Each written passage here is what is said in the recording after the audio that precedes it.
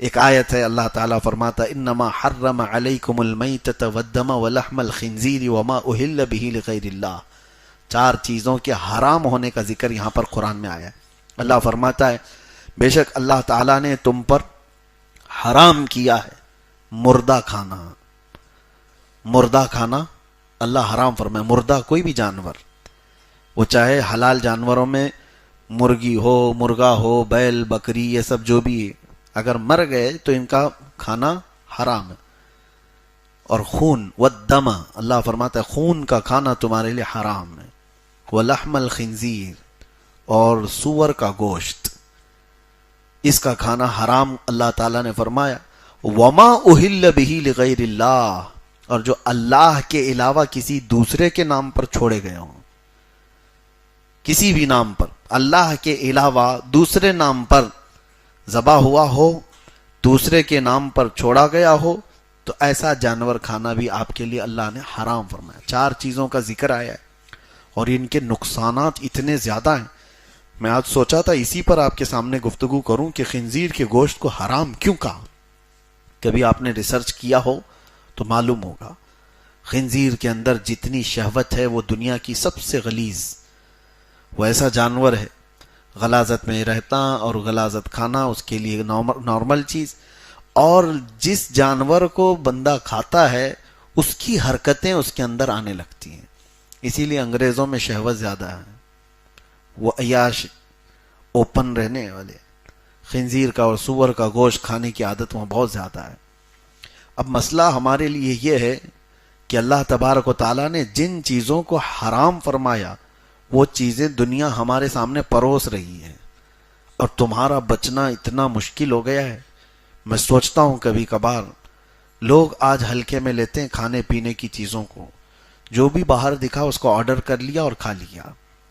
Chicken یہ جہاں سے آ رہا ہے کہاں سے آ رہا ہے تمہیں کچھ پتا؟ مری ہوئی مرغیاں کتنی بیچی جاتی ہیں یہ تو سب کو پتا بھی ہے. مری ہوئی مرغیاں خریدنے والے لوگ موجود ہیں، بیچنے والے لوگ موجود ہیں جنہوں نے ہمیں خود بتایا ہے.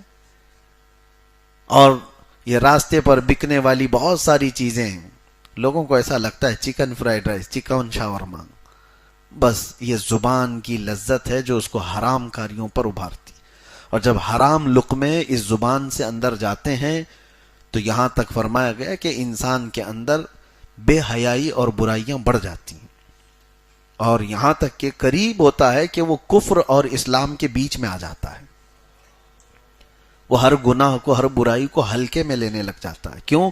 حرام روزی اس کے اندر جا رہی ہے. خاص طور پر اس کا یہ 4 چیزیں. اور قرآن میں اللہ نے فرمایا خون کا کھانا حرام ہے. کبھی کبھار یہ دیکھا گیا ہے کہ لوگ جو ہے دیہاتوں میں تو خون قصاب لوگ جمع کرتے ہیں ایک کھٹوری میں اور وہ کلیجی کی طرح بن جاتا ہے اور اس کو بھی بیچتے ہیں اور اس کو بھی کھاتے ہیں، اس کو بھی بناتے ہیں. معاذ اللہ رب العالمین، یہ سخت حرام ہے.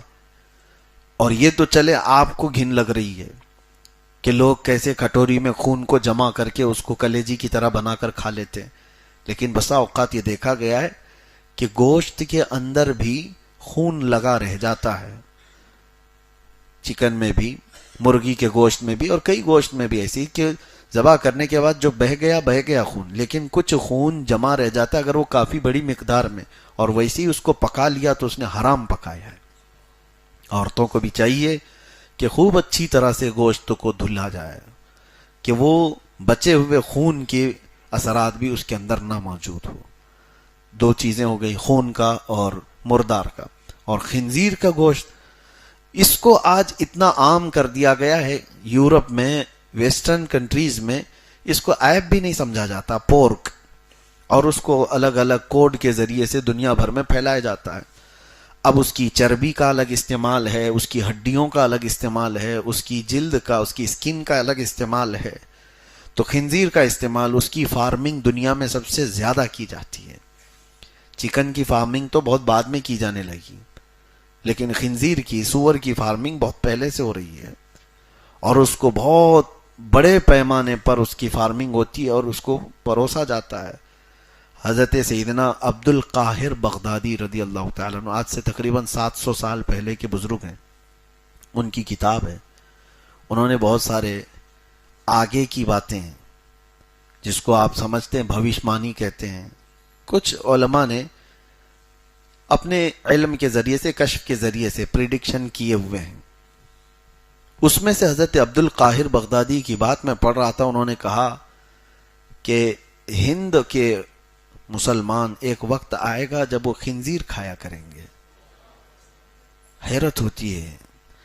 اور میں یہ ٹاپک پر آج سے تقریباً 8 سال پہلے بیان کر چکا ہوں، اور اس پر بھی چکن پولیٹری والوں نے ہم کو نوٹس بھی بھیجا ہوا ہے کہ آپ نے چکن کو لے کر کے اتنا بولا ہے تو ہمارے بزنس پر اس کو فرق پڑتا ہے.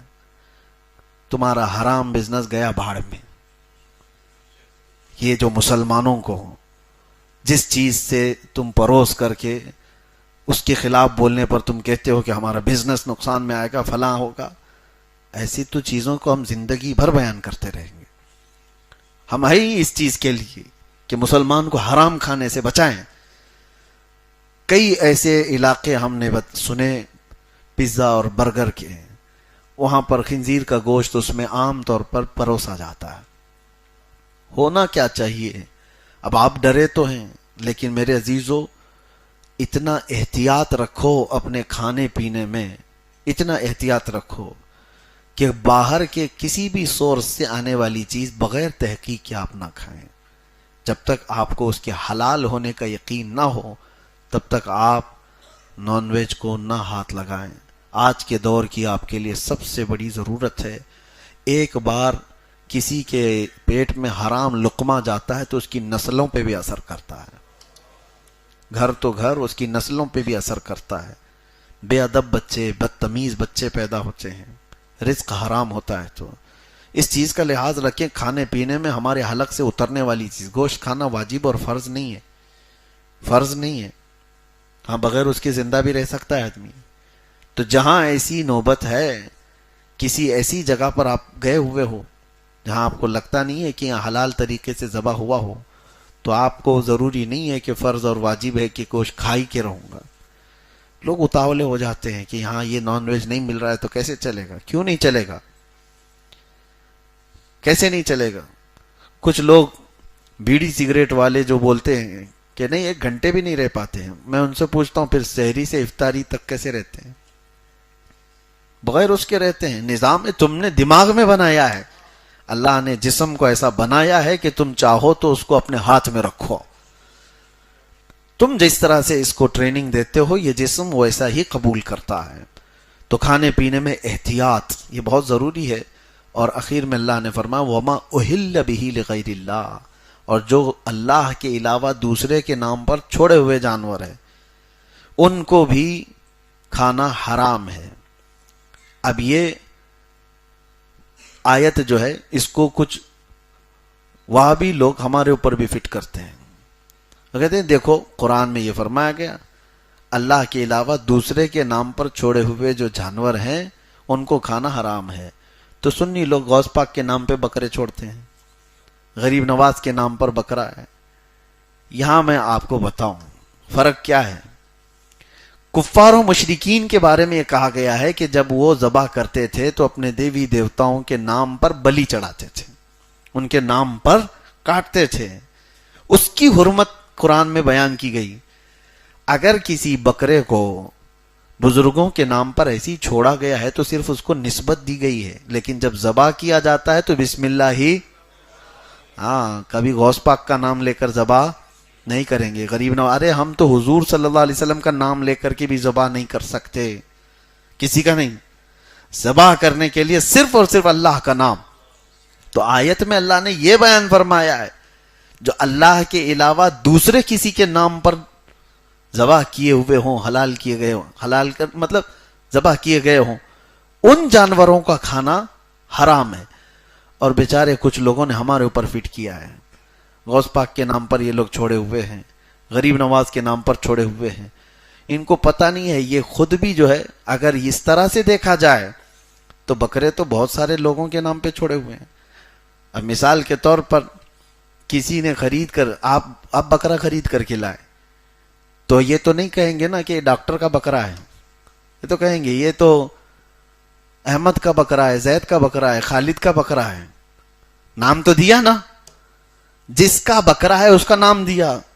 تو بیچارے یہ وہابی بولیں گے کہ یہ احمد کا بکرا حرام ہو گیا, خالد کا بکرا حرام ہو گیا کیونکہ اس کے نام پر آ گیا. تو دیونار کے سارے بکروں کو کہو اللہ کے بکرے ہیں, یہ نہیں کہیں گے. اور دوسرے یہ تو نام کے بکرے ہو گئے, اور کچھ تو ہوتے ہیں راجستھانی بکرا, پنجابی بکرا, یو پی کا بکرا, تو پھر علاقے کا بھی نام دے دیے تو بھی بکرا حرام ہو جائے. اس کا مطلب سمجھو کہ بکرے کو یا کسی بھی جانور کو کسی غیر کے نام پر ذبح کیا گیا تب وہ حرام ہے. زندگی میں اس کو نسبت دی گئی ہے تو کوئی حرج نہیں, بلکہ وہ نسبت دینے سے ممتاز ہو جاتے ہیں. بزرگوں کے نام سے اگر کسی جانور کو نسبت بھی مل جاتی ہے تو وہ ممتاز ہوتے ہیں. قرآن میں اس کا ذکر ہے, اصحاب کہف کا کتا. ہاں, اصحاب کہف کا کتا, جو اصحاب کہف کے ساتھ کتا چلتا رہا, ان کے ساتھ غار میں جا کر سویا بھی. حدیث میں ملتا ہے کہ جانوروں کو قیامت کے دن معدوم کر دیا جائے گا, ختم کر دیا جائے گا, لیکن اصحاب کہف کا کتا ان کے ساتھ جنت میں بھی جائے گا. ارے کتا, وہ 7 لوگ یا 8 لوگ جتنے تھے اصحاب کہف, ان کی صحبت اختیار کیا اللہ والوں کی, کتا ہو کر کے جنت میں گیا. اور پھر آپ سوچئے انسان ہو کر اگر اولیاء کی صحبت اختیار کرے تو کیا اس کو اس نسبت کی برکت نہیں ملے گی؟ ہاں, اسی لیے امام اہل سنت فاضل بریلوی رحمۃ اللہ تعالی علیہ کا یہ شعر سمجھو. آپ نے غوث پاک کی طرف نسبت کرتے ہوئے کیا کہا تھا, کیا دبے جس پہ حمایت کا ہو پنجا تیرا. یعنی سرکار غوث پاک آپ کا پنجا, یہ پنجا ہوتا ہے, ہاں, کیا دبے جس پہ حمایت کا ہو پنجا تیرا. سرکار غوث پاک آپ کا پنجا جس کے پیٹھ پر ہو, آپ کی حمایت جس کے ساتھ ہو, وہ دب کیوں سکتا ہے؟ وہ کبھی کسی سے دبے گا نہیں, دبے گا. کیوں؟ ایک واقعہ بتاتے ہوئے اعلیٰ حضرت کہتے ہیں, شیر کو خطرے میں لاتا نہیں کتا تیرا. خطرے میں لاتا نہیں مطلب ڈینجر کا مطلب نہیں ہے, خطرہ خاطر میں لاتا نہیں, یعنی دل پہ ذرا برابر پرواہ بھی نہیں کرتا کہ سامنے شیر کھڑا ہے. کون؟ دربار غوث کا کتا.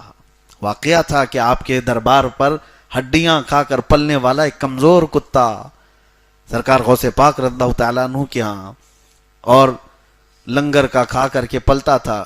اس محلے میں حضرت احمد جام ایک بزرگ تھے بغداد کے, وہ شیر کی سواری کرتے تھے, اور وہ جس محلے میں جاتے تھے ایک گائے کی قربانی دینی پڑتی تھی. باری باری ان کا شیر جاتا تھا. غوث پاک کے محلے میں جب پہنچا تو انہوں نے قاصد بھیجا کہ جاؤ ان کے لنگر سے ایک گائے لے کے آؤ ہمارے شیر کے لیے. لوگ آئے, غوث پاک سے کہا, آپ نے منع نہیں فرمایا, کہا لے جاؤ لنگر سے ایک گائے ان کے شیر کے لیے. لے کر کے گئے. اب میں یہاں گائے کا ذکر کر رہا ہوں, کہیں اس کو کنٹروورشل نہ بنا دیا جائے. ہاں بھائی, وہ شیر کھا رہا تھا, تو شیر کے لیے وہاں بھیجا جا رہا تھا, ہمارے لیے نہیں ہے. تو غوث پاک رضی اللہ تعالیٰ عنہ نے لنگر سے گائے کو بھیج دیا, لیکن ساتھ میں وہی کمزور کتا بھی پیچھے پیچھے چل پڑا.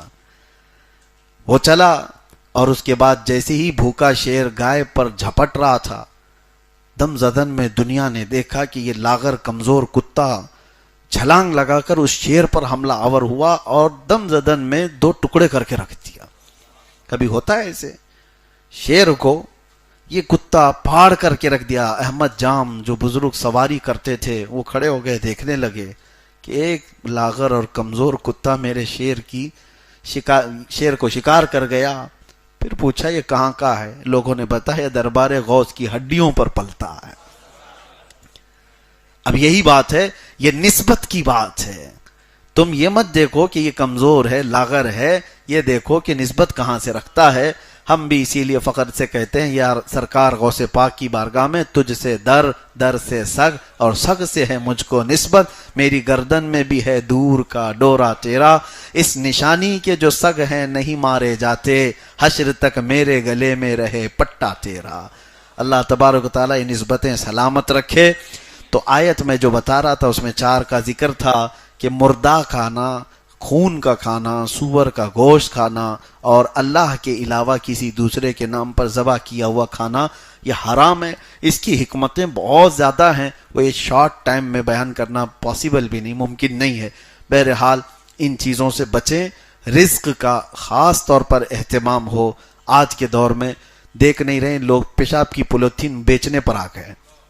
ہاں، گائے کا پیشاب بیچ رہے ہیں کہ نہیں بیچ رہے ہیں، اور وہ بھی بڑے اچھے ایڈورٹائز کے ساتھ، اور یہ گوبر بھی بیچ رہے ہیں، یہ پتہ نہیں یہاں پر ہی ہے، اور لوگ اس کی بھی تعریف میں ایڈورٹائز کرنے والے لوگ کیسے آتے ہیں، معاذ اللہ۔